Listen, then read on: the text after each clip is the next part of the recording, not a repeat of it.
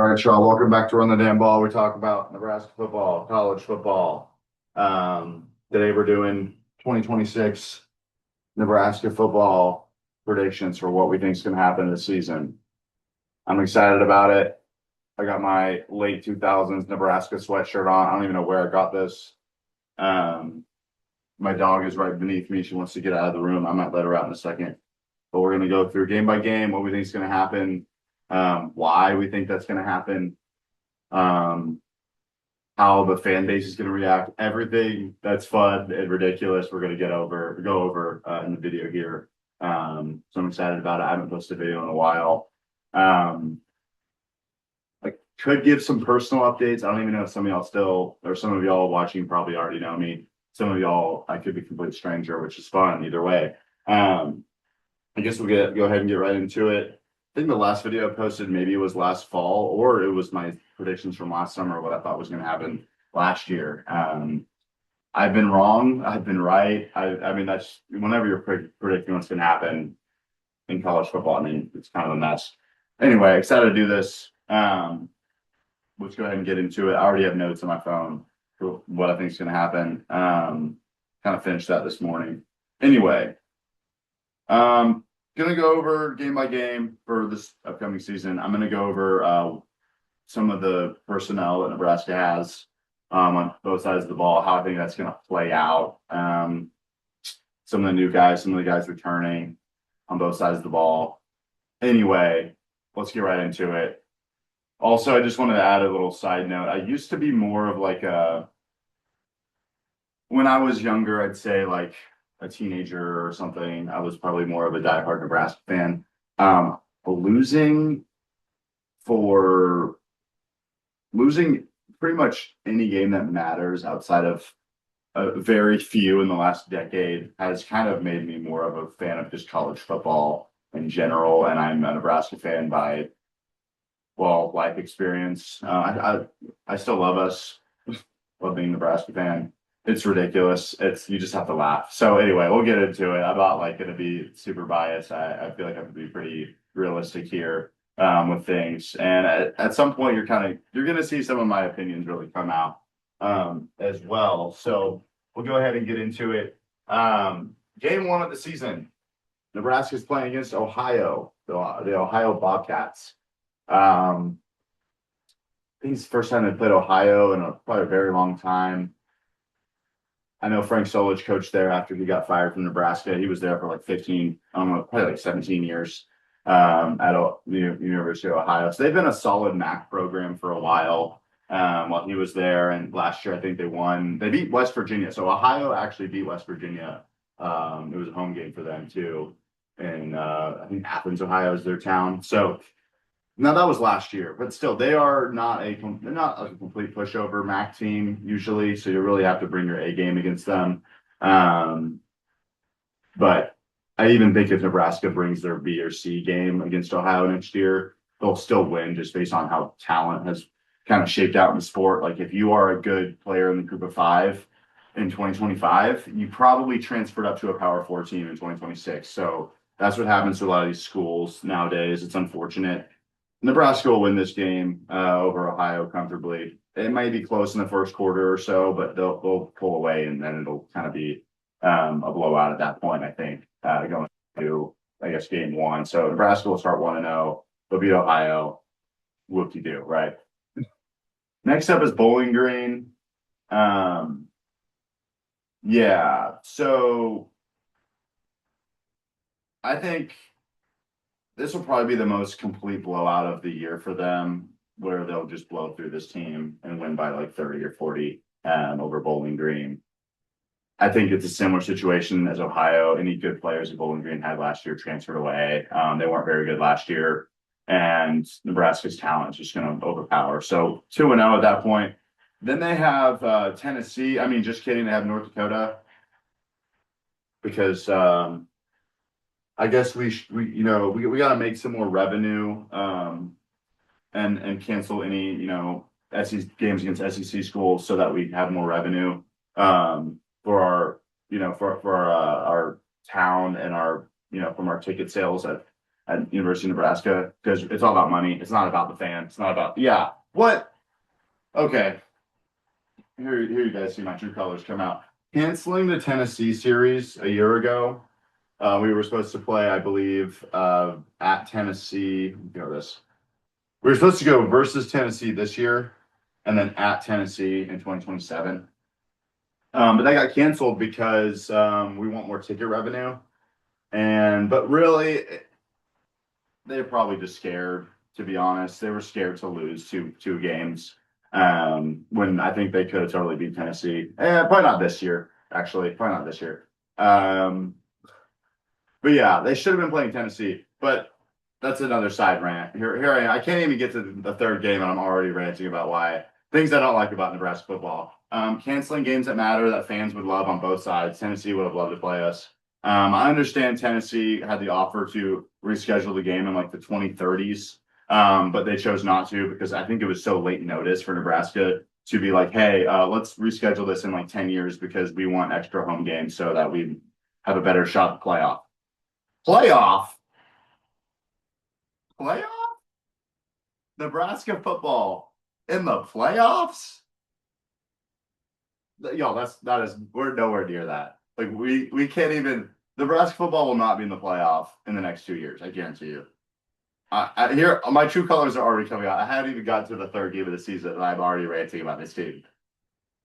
Playoffs, y'all. We're not. We went 7-6 last year. We're not going to the playoffs this year. It's just not happening. Maybe 9 wins at best. Maybe that'd be incredible. 9 wins in 2026. Wow, that'd be a huge step. But they're not. And some people will say, "Oh, 9 wins could get you in the playoff." I don't think we've seen that yet. Maybe Alabama did last year. I think they might have been 10-2. I can't remember. And even Alabama shouldn't have been in the playoff last year. Should have been Notre Dame in the playoff. But anyway, yeah, no. Nebraska needs to play games that matter, like playing Tennessee, so that they can even have any street cred at all. Nebraska is 2-37 against ranked teams since I believe 2014.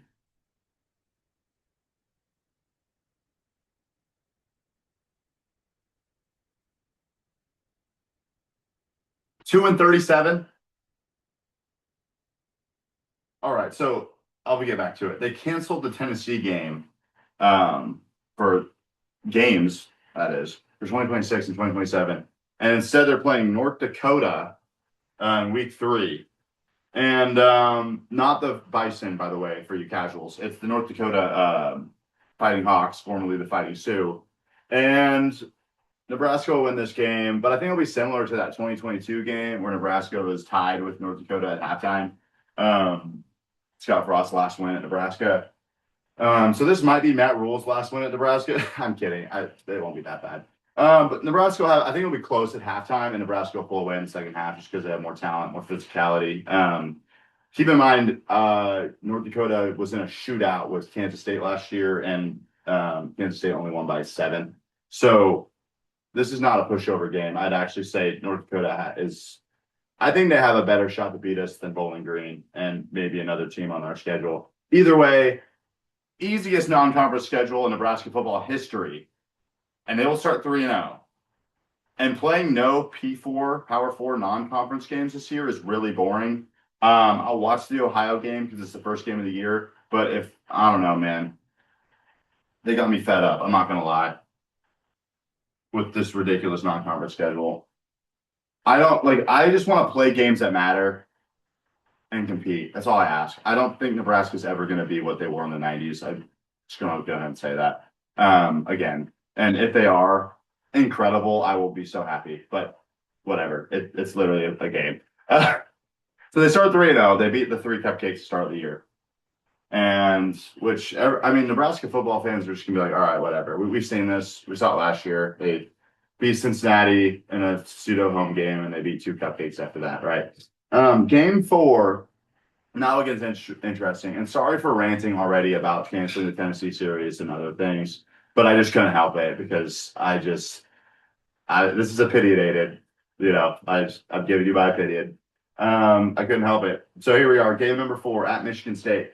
Michigan State's new head coach is Pat Fitzgerald.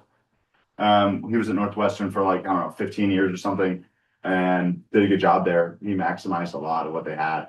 He's going to Michigan State. If this game was later in the schedule, I'd be a little bit more worried, but I think Nebraska wins by maybe 7 to 10 points, just based upon talent. Michigan State's trying to reload, and it's going to be rough for them in this first year. They might be able to, get 5 or 6 wins, best case scenario, I think, for Michigan State, but Nebraska still, I think from a talent perspective, especially on offense, will be able to put enough points to win this game.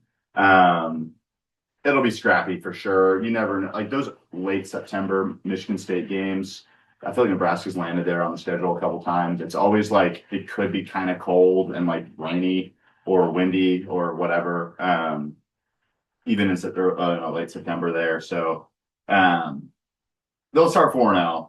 They'll beat Michigan State. Good vibes. Versus Maryland, once again, this is a team Nebraska is more talented than, at least on offense. I'd say Maryland's defense may be a little bit better than what Nebraska has, depending on what they have coming back. But Maryland's going to be a scrappy team. They were last year. I think with this being a home game, I think Nebraska wins a close one.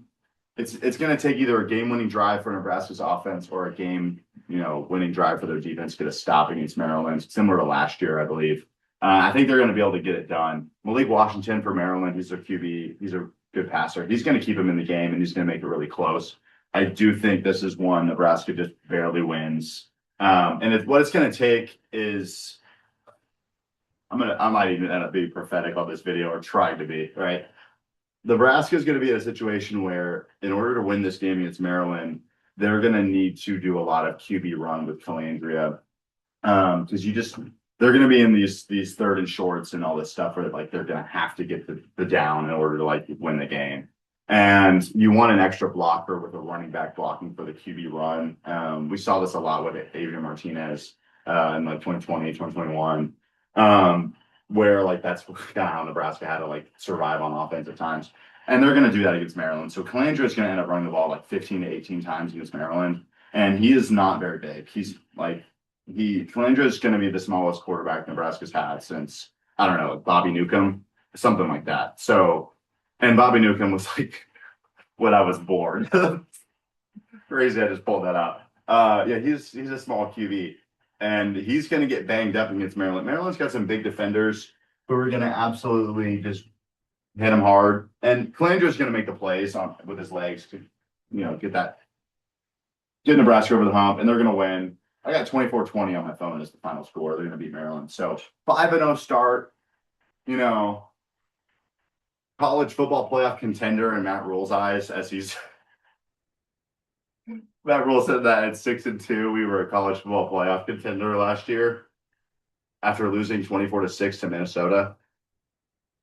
Yeah, that was crazy. I can't help it. Oh my gosh, I need to chill, but I just want to roast so many things. I gotta chill out.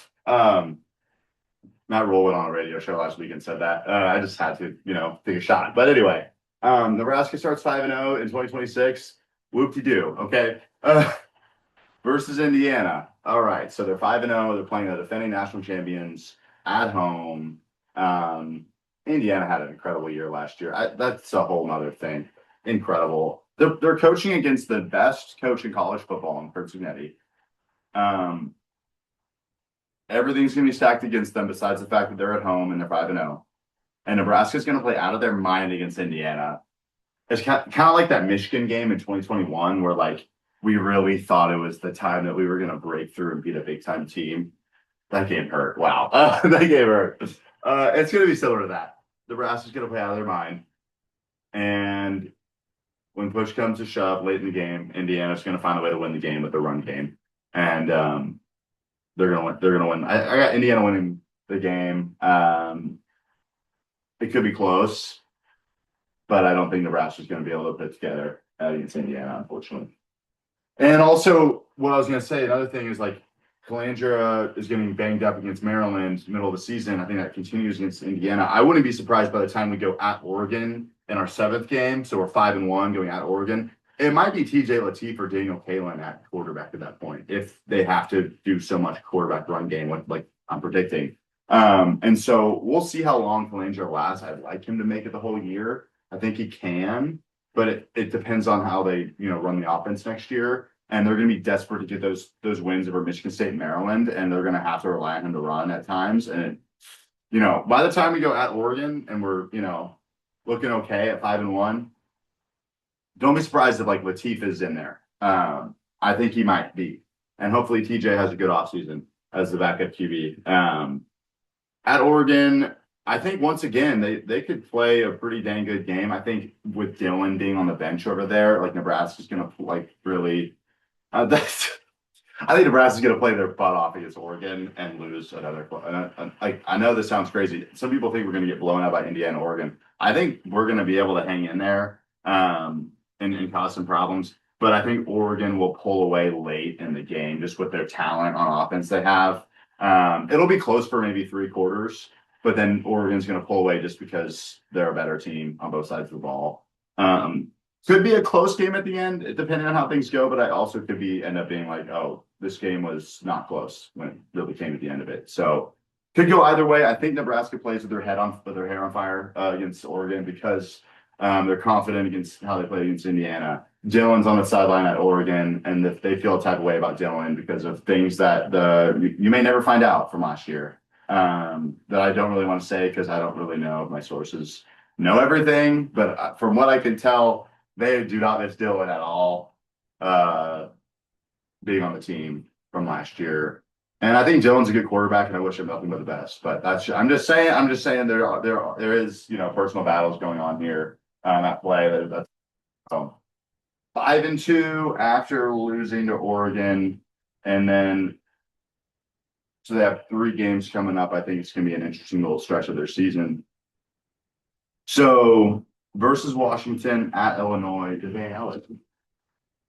my dog wanted out. Versus Washington at Illinois versus Rutgers. I'll just try to keep it simple. Versus Washington, I think this is Nebraska's best game of the year. It could be a night game, something like that could go down. And I think this is where Nebraska has a big game at home.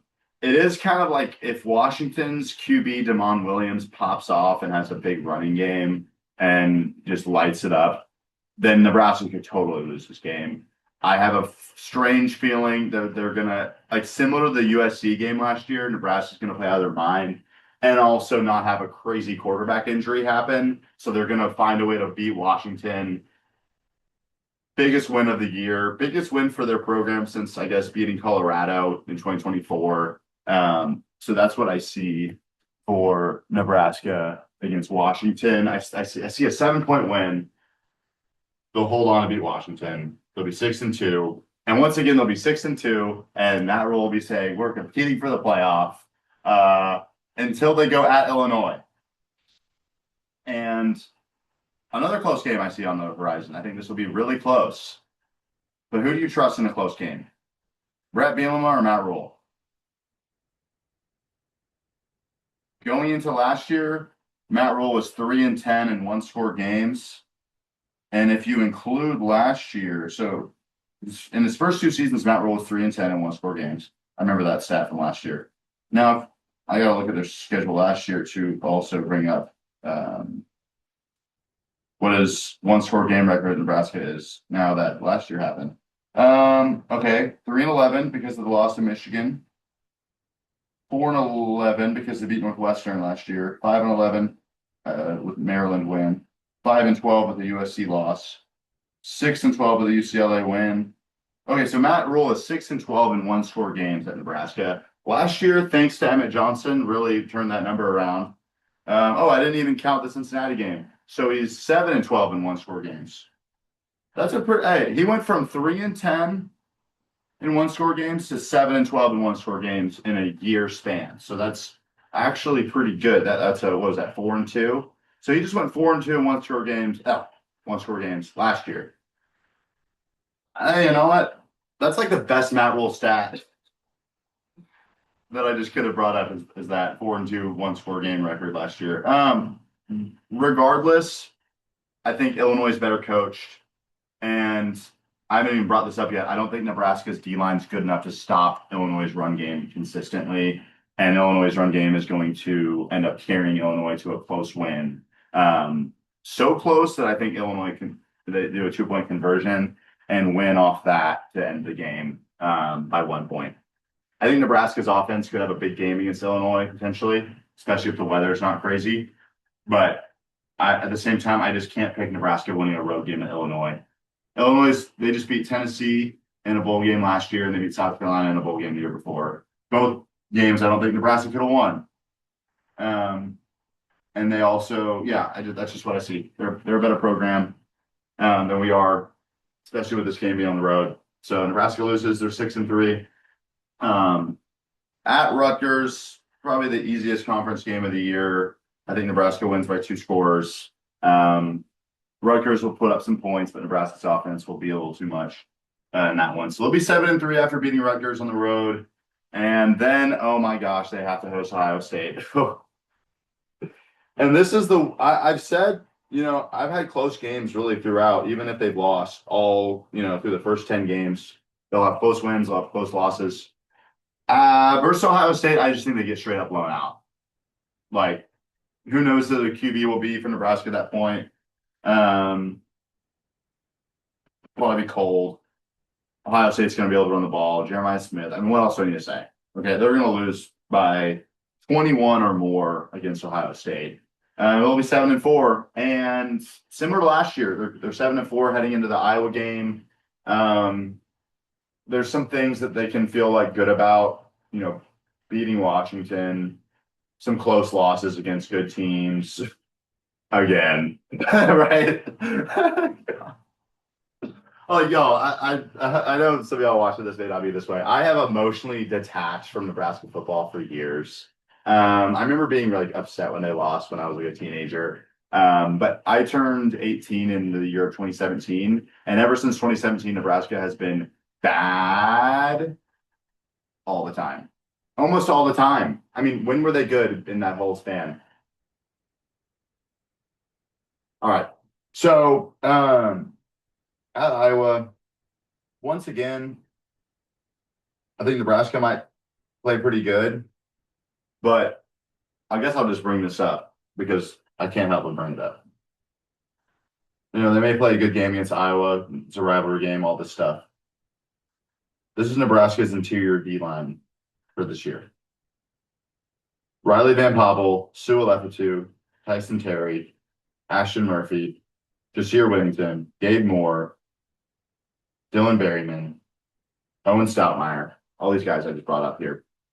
Besides Riley Van Poppel, and we'll see how he holds up next year because he's going to be asked to be like an anchor throughout the whole year at D tackle. If Nebraska wants to have a good year next year, all of these guys that is listed here have to step up at D tackle. That includes Van Poppel.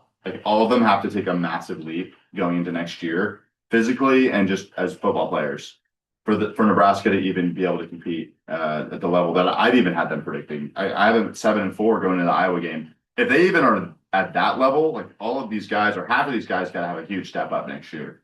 And also, you can't rely on 3 D tackles to carry you through a Big Ten season. This is not like the 2009 Big 12 season, 2010 Big 12 season where they were dropping back to pass all the time. It's some bone crushing run game you have to play against it almost every week in the Big Ten. You need 6 D tackles that can play. And Nebraska, I don't think they're going to have 6 Big Ten D tackles. I think they might have 3. And that's not good enough. So you play against Iowa, who just put 3 offensive linemen in the NFL, probably another couple in next year. They're not going to be able to stop Iowa from what Iowa wants to do. Is the quarterback for Iowa, Hank Brown, any good? Probably not. Does it matter? No, because all he has to do is hand the ball off and throw to some tight end or throw to some wide receiver who has hardly any stats. But against Nebraska, yeah, he'll make a big catch.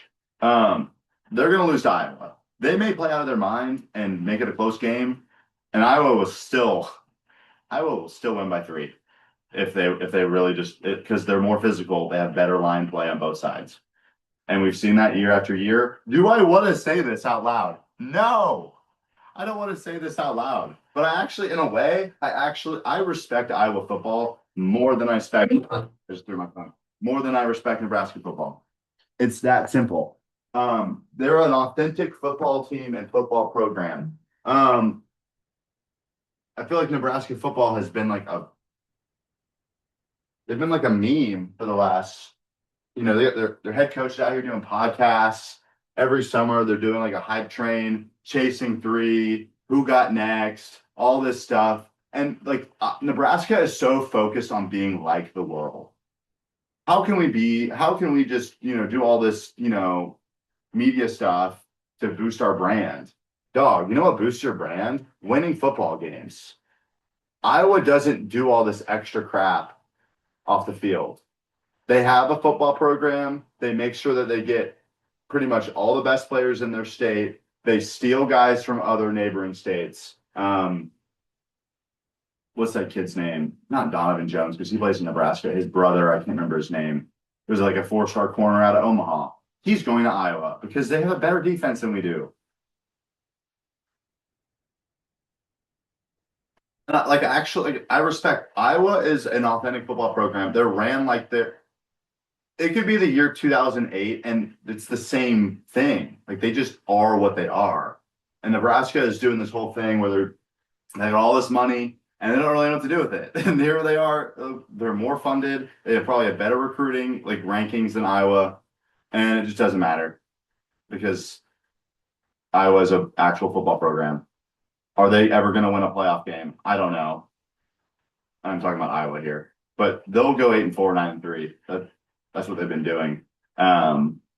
Like playing against Iowa is like what it looks like if the current Nebraska team played against like Rex Burkhead and the 2011 Nebraska. That's what it looks like, and it's the same thing. So Nebraska will go 7-5 in 2026. That's my predictions. I know I probably was negative here and there. And I think this would like 7-5 with the current roster we have is pretty good. Like, y'all, I'm just gonna go through our depth chart or my predicted depth chart for what I think next season looks like. I mean, I think our D line could be okay, but the thing is, they are asking so many guys to step up, and they're going to be relying on transfers at D tackle. And these are not big guys at D tackle. It's like a 6-foot guy, a 6'1" guy. Like these are not big dudes that like are gonna be able to really. They're just physically not going to be those guys in the run game that can make plays. Aaron Donald is a anomaly. Okay, what was he like 280? Most D tackles that are 280 are not going to be as strong as Aaron Donald. It just isn't the case. I could go through what I think the depth chart is going to be next year across the board, and it would just take a long time. I think the offense is going to be able to put up points. Okay, and Isaiah Hunter, Ja'Cory Barney, Quasi Gilmer, Luke Lindenmeyer, Carter Nelson. They've underutilized Carter Nelson for 2 years in a row. I know he's been hurt at times, but that's definitely been the case. Anthony Klinger at quarterback, a new O line besides like Pritchett and Justin Evans. It's like an entire new O line. And then it'll be running back by committee. Who knows who else will pop off? Hopefully, Janiron Bonner can make a return. He's had injuries in his career at wide receiver / whatever he is. But yeah, I mean, I can go through the defense too. I'll just keep it simple because there's so many new guys mixed with guys that we just don't really know. I think Vincent Shavers is like the only guy. Him and Owen Chambliss are probably the only guys in there at linebacker that I'm like, yeah, those are football players I trust. Everywhere else, it's like potential or I don't know. Andrew Marshall at cornerback, he'll be the best corner we have. Cade Petchock could have a big year if he continues on the trajectory it looks like he's on at edge rusher. Donovan Jones will probably be like a hybrid defensive back for us. That'll be big. Besides that, across the board, other guys I think could be starting, like, Williams, Nominary, however you say it, like Jameer Khan, Dawson Merritt, Cameron Lenhart, etc. It's like, I don't know, but probably not gonna do anything crazy because I mean, if Rex Guthrie is starting at safety, we are. I hope we get 6 wins, maybe. That's where we look like right now, as a defense and as a team. So, are they going to be able to stop the power run game this year? Indiana, Iowa, Ohio State. No, they're not going to. Probably not. Probably not. Maybe in the first quarter, but then after that, it's not going to work out. I don't think, and that's how I see it right now. Unless we see some guys step up. So I don't want to go through like this whole roster. That's ridiculous. But like, if I were to grade what I think if I were to like rank us on EA college football, I know it's crazy. If I were to give us like a grade on offense, I think our offense would be like an 80 and our defense would be, oh boy, our defense would be like a 79, 78, something like that. And that's a really average football team. And we also, besides, Indiana, Ohio State, Oregon, I don't think our schedule's that hard. I mean, we canceled the Tennessee game. So that's what I see going into next year for Nebraska. 7-5 is probably a good, that's like kind of a best case scenario, unless we're just completely surprised by some of these new guys and other young guys coming up that we just hadn't seen enough of. So it's fun because it's a mystery. It's college football. Crazy things can happen. But at the same time, this is what we've seen for the last 3 years. Yeah. I mean, you guys probably watch other people that talk about Nebraska football. You've heard so many things. Do I have conspiracy theories about Nebraska football that maybe I'll share another video? Yes, totally. I'm not going to dive into it. This has just been, what I think Nebraska does in 2026. So 7-5 is my prediction for Nebraska this year. It'll be interesting. And to be honest with you, if you're still listening, I'm definitely not a believer in Matt Rule at Nebraska long term. I'm not. I've seen enough to know that I don't think he's the guy. So I know like half of you are on the same board as y'all are on board with that too. Like y'all don't think it's the guy either. And this year, because of I don't want this to be the case because I'd rather them just be able to move on quicker and find like an actual football coach. But because of them being able to play some teams close, and because they go 7-5, make a bowl, if my predictions are correct, of course, he'll still be the coach in 2027 if they are able to have a winning record. Definitely. I don't even think they have the money to like buy him out for now either, like in a year or something. I don't think they want to do that, but things are crazy. I just know enough to know he's not the guy. I don't want to get into much more. I don't want to make things personal. Like we're talking about what we've seen on the field. We've seen what we've seen. So yeah, seeing the stat of them going 4-2 in one-score games last year was nice. They did get blown out though by teams, and also at the same time, Emmett Johnson is the reason we even went to a bowl last year, probably. So, or one draft pick, and that's the difference in games a lot of times. So, also another side note. Do I want to bring this up? Sure. I saw my friend Colby sent me a tweet. Kind of been avoiding social media lately, but he sent me a tweet. Trey Taylor is like being pursued to go to Ohio State next year as their quarterback. I don't want to get too much into this. I mean, he's still a high school kid. I know he's probably getting paid by Nebraska already, which is crazy, but I think he is getting paid. But I just want to say, don't get emotional about recruiting. Oh my gosh, don't do that. Ohio State, for all we know, could just be like trying to get him to be their backup QB, and then they'll make him transfer because that sounds like something Ohio State would do. So I'm not going to get up in arms about it. Cole Payton was a 2-star quarterback out of Omaha, and he went to North Dakota State, and he was a 4th or 5th round draft pick quarterback. When's the last time Nebraska had a 4th or 5th round draft pick quarterback? I don't even know, actually. I don't think it's ever happened in my lifetime. I know Eric Crouch was like a 3rd rounder, but that's because he was like a wide receiver out of the draft because he was so fast. So it's like Nebraska, just go get a football player, like go get a real quarterback who loves football. That's all I care. And is Trey that guy? Maybe, I don't know, but So that's what I've seen. 7-5 is where we're gonna land. Yeah, and just enjoy it, y'all. It is a bunch of guys running around in tights hitting each other. It's not that deep. I know it means a lot to some people. It's huge in Lincoln, Nebraska. I used to live there. It's huge, but same time, it's a game. Just have fun. So that's all I want to share. God bless you all. Thanks for listening on the damn ball. We out.